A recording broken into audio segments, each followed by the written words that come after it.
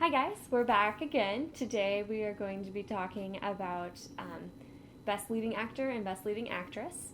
So the nominees for Best Actor in a Leading Role are Antonio Banderas for Pain and Glory, which unfortunately we were not able to see. We tried. We had a list of all the movies we had to see so we could see everything in 8 categories. We missed 2 of them. We couldn't find them or they weren't out for rental yet. Pain and Glory was one of those. Adam Driver for Marriage Story. Jonathan Pryce for The Two Popes. Leonardo DiCaprio for Once Upon a Time in Hollywood, and then Joaquin Phoenix for Joker.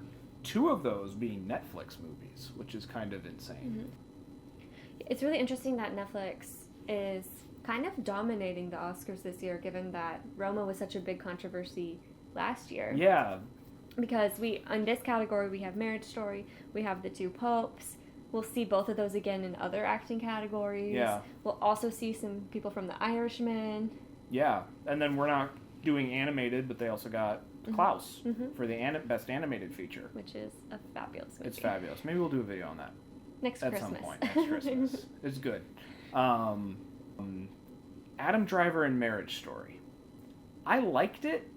I liked it a lot. I thought he was very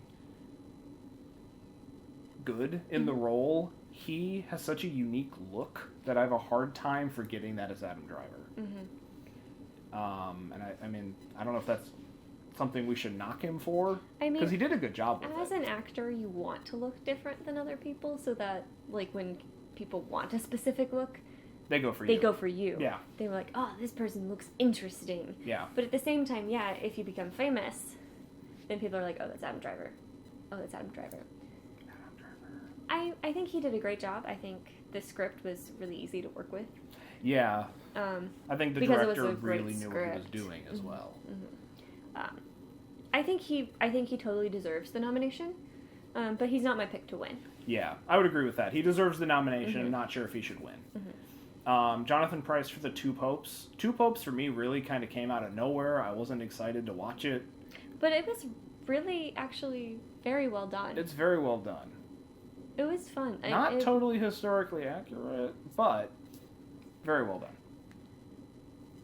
I'm glad that it didn't shy away from some of the more controversial aspects. Yeah. But Jonathan Pryce and Anthony Hopkins, I thought, did a great job as the 2 leads. Here, Jonathan Pryce is nominated as Best Actor in a Leading Role. It was great. They were acting in English, Spanish, Portuguese, Italian. Probably. And old language. Latin. Latin. Definitely Latin. Latin. A lot of Latin. It's very hard to be the Pope. You know, that's a big undertaking. Yeah. To be this figure that everybody in the whole world already knows what this person looks like and how this person behaves and what this person thinks. To just even, like, think about trying to act as that person. And they did a good job with it. Big undertaking. And I think Jonathan Pryce did a really good job being Pope Francis. Leonardo DiCaprio in Once Upon a Time in Hollywood. Again, like with the rest of Once Upon a Time in Hollywood. Okay. It's just... It's a Tarantino movie. It's a typical Tarantino movie with already famous people doing nothing new. Leonardo DiCaprio, like, he's got his Oscar now. For The Revenant. Do you remember when it was a big thing that he didn't have an Oscar? Yeah, oh my gosh, he has to have one. He has one now. So he has one now. We can give him a break. He doesn't need another one. Revenant, he was better in Revenant anyway, I think. But yeah, just again, okay. Joaquin Phoenix for Joker. He doesn't even look like Joaquin Phoenix. Definitely far and above my pick for Best Actor. Me too. He disappears. You forget who you're looking at. It's crazy how well he just is gone into that role. Yep. I know you have opinions about actors like losing weight for parts, but the fact that he just changed his body so much into being this really downtrodden, like, it's hinted in the movie that he doesn't eat because he wants his mom to have food. He really just went for it, and I think he deserves probably the Oscar for Joker. I definitely agree with all of that. And he'd be the second person playing Joker to win an Oscar for it. It's such an incredibly taxing role. Yes. And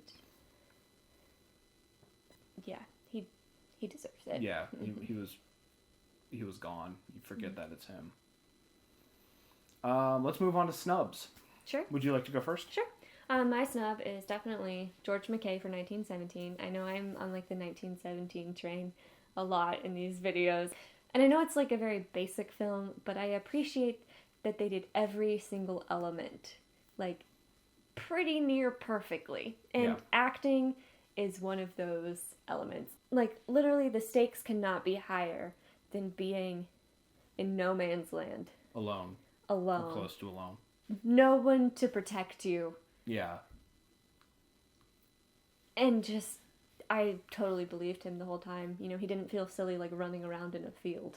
He was like, you can tell he's been classically trained. He was in danger. His character was in danger, and you really felt that, I feel, as a viewer. He did a good job. He was amazing. And I think just the fact that he's not like a big name actor like Leonardo DiCaprio or like Adam Driver is the only reason he wasn't nominated, because I think he did much better than at least Leonardo DiCaprio. Yeah, sorry, Leo. Your stakes weren't really life and death till the end, buddy. Yeah. My turn? Sure. My snub pick is Taron Egerton for Rocket Man. He was Elton John. And he was really good at it. Mm-hmm. I mean, I could tell it wasn't Elton John because Taron Egerton's got kind of a look to him. Yeah. But, like, he was really good as Elton John. He did his own singing. He did his own kind of showing off on stage. It was really a good performance, and I'm kind of bummed that he's not getting really any recognition for it. And that's a big thing that he did his own singing. Yeah. Because Rami Malek did not. No, Rami Malek did not do his own singing. So Rami Malek won for not singing. And Taron Egerton didn't even get nominated for singing the part as well as doing all the acting. Mm-hmm. Like, I don't get that. I don't know. I think he deserves to be here. I would agree with you. Get rid of Leo. Mm-hmm. Sorry, Leo. Sorry. Should we move on to Best Leading Actress? Let's move on. So the nominees for Best Actress in a Leading Role are Cynthia Erivo for Harriet, Saoirse Ronan for Little Women, Renee Zellweger for Judy, Scarlett Johansson for Marriage Story, and Charlize Theron for Bombshell. We actually saw all of these. Yay! Go us! Go us! Many a red box. Many a red box. We just watched Harriet yesterday. Ooh. That was our most recent watch. Let's start with that one. We're going to try to stay on topic just for her. Let's just start by saying it's a testament to an actress who can get a nomination with a really bad script. It's a Cliff's Notes.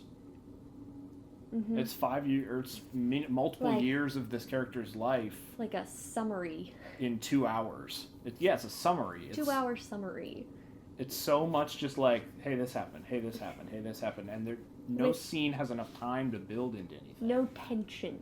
You're never scared. And these are literally people that are in like so much danger. Yeah. And you're never scared. She still encapsulates Harriet Tubman. Yeah. She still has like the fire and the passion, and she definitely did the best that she could with what she was given. Unfortunately, she wasn't given much. She wasn't given hardly anything. Yeah. I feel kind of bad for her because Harriet Tubman's interesting. So in 2016, Cynthia Erivo won the Best Leading Actress Tony Award for her work in The Color Purple. Like, if you see her in that and then you compare it to this, her acting is very similar, right? But that just has such a much more rich script. Well, they actually have time to let the scenes build in The Color Purple. Mm-hmm. Whereas Harriet, they're just going so quickly that no one has time to do anything. Right. And that was, of course, a live show, not a film. Yeah. But you can see some clips of it on YouTube and things like that. Yeah. Yeah, she did a good job with what she had. Unfortunately, she didn't have much, and the movie was kind of lackluster. I'm excited to see what the future holds for her. Oh, for sure. She's only like 33, I think. Like, she'll be fine. I bet she'll get an Oscar. There'll be more. There'll be more for her. She definitely is that caliber. She just needs a good project for it. Saoirse Ronan for Little Women. I'm going to let you take this one. Okay. Saoirse Ronan is one of my favorite actresses. I love the projects that she chooses. I love, like, her whole look. I love her accent. I think it's really fun. I really would love to meet Saoirse Ronan and work with Saoirse Ronan. And I see her as almost like a sort of role model, right? But she's not my pick in this category. And the reason why is because I don't think she really does anything that different with the character of Jo. The Little Women storyline, the way that Greta Gerwig decided to tell it, changes things a little bit, but Jo as a character is still Jo. Like, she's always been the most modern of all the Little Women. She's always been the one that, like, doesn't want to get married, you know, that type of, like, tomboyish personality. And Saoirse Ronan does a great job, right? But we've seen it before. We've seen it with Winona Ryder. We've seen it with other people even before that. She's not my pick. I need to see Little Women again. I've mentioned before my experience viewing it was a little odd. I need to watch it again. Saoirse Ronan has been great in other things. She was phenomenal in Lady Bird. Yes. She does not have an Oscar yet. I don't think so. But she will, I'm sure. She's 24 or something like that. She'll be fine. Not this time. Renee Zellweger for Judy. This is Renee Zellweger playing Judy Garland in a biopic. Mm-hmm. She nails it. Yeah. It's really good. She's my pick. Yeah, she's my pick too. And she's done very well in the other acting competitions leading up to this. So. Yeah, she's won a lot this year. I'm pretty sure she's going to get it. I bet. We'll see. And well deserved. Well deserved. Just the very subtle acting that she does, just in her expressions and her movement. There's a very long take. It's like 4 or 5 minutes within the movie. She's just standing there singing, and you could make that really boring. Mm-hmm. And she doesn't, because you can just see the turmoil in her head.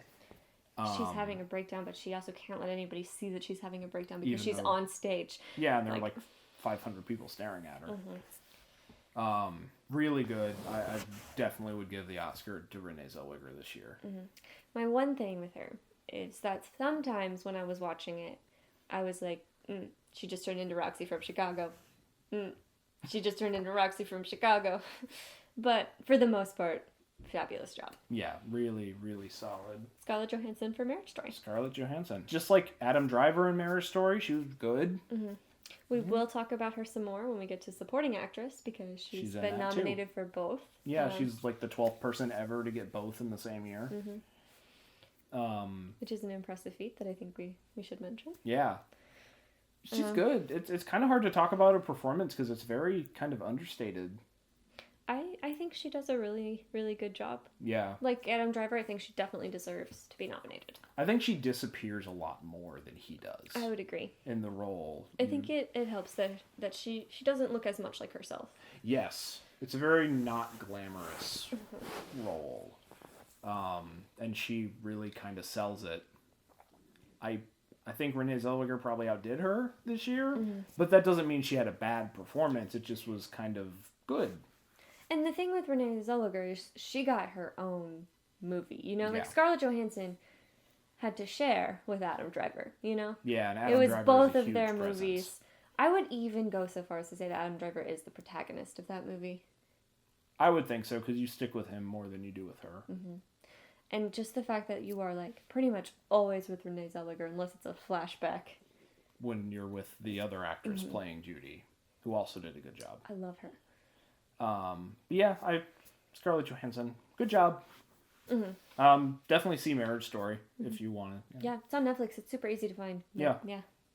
Going back to, like, sharing the screen time, Charlize Theron for Bombshell. She was Megyn Kelly with some very impressive prosthetic face parts. She looks like Megyn Kelly. She looked like Megyn Kelly. It's crazy. I kept forgetting that we were not watching a documentary. But she has to share the screen time with two other... There's like 3 main characters in that movie. Nicole Kidman and Margot Robbie. Yeah. Or her 2 big, like... Yeah.